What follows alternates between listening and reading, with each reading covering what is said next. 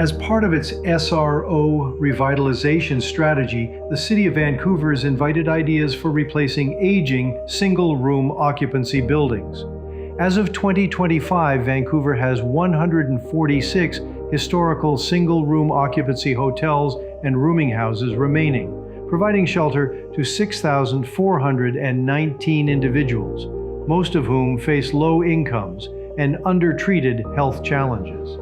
This presentation was created by the Anhart Community Housing Society, long active in SRO revitalization and affordable housing development, and the longtime owner of the Dodson SRO on Hastings. Part 1 of this series explores who owns Vancouver's SROs. Part 2 presents a practical tenant-centered model, beginning with the Dodson, converting 71 rooms into 52 self-contained apartments and adding 19 modular homes on vacant land, all without requiring ongoing operating subsidies.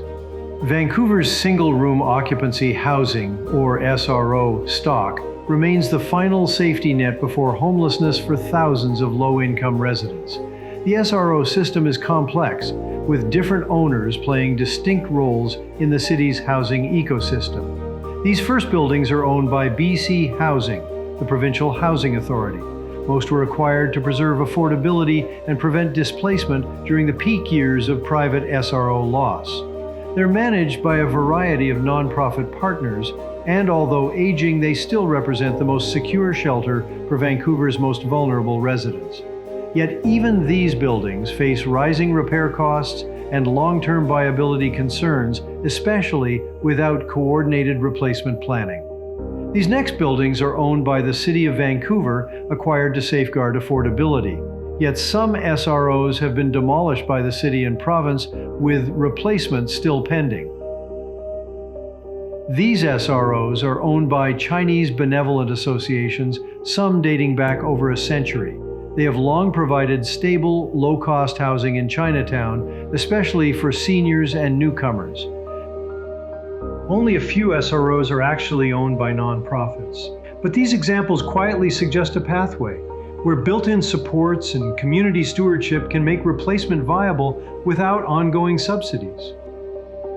Vancouver's privately owned SROs make up the largest segment of the remaining stock. But this category isn't uniform. These buildings vary widely in condition, tenant base, and trajectory.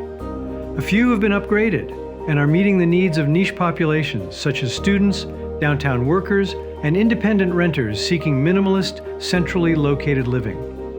Rents in these cases can range from $700 to over $1,000 per month for rooms as small as 86 square feet.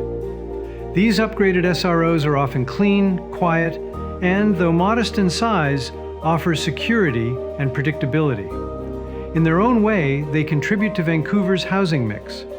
Other private SROs serve very low-income residents, but struggle to provide safe or stable conditions. Many of these buildings are aging, with limited on-site support and high repair needs. For owners, they're difficult to finance and operate. For tenants, they're often the last stop before homelessness. Then there are buildings sitting empty, awaiting redevelopment, or stalled by regulatory or market hurdles. These vacant SROs represent a missed opportunity, units off the market while housing need intensifies. Finally, there are former SRO sites now part of high-profile redevelopment plans. While the long-term vision may include housing, the short-term result is another loss to the SRO pool. The diversity of the private SRO stock illustrates both the challenges and the opportunity. Any serious replacement strategy must grapple with this spectrum, from buildings that are already adapting to those deteriorating beyond repair. A well-coordinated approach, one that brings together nonprofit partners, flexible financing, and patient redevelopment, offers the best chance to stabilize and replace these homes in a way that works for both tenants and the city. You can learn more about new life from old buildings at gottalovevancouver.ca. I'm Keith Gordon. Thank you for watching.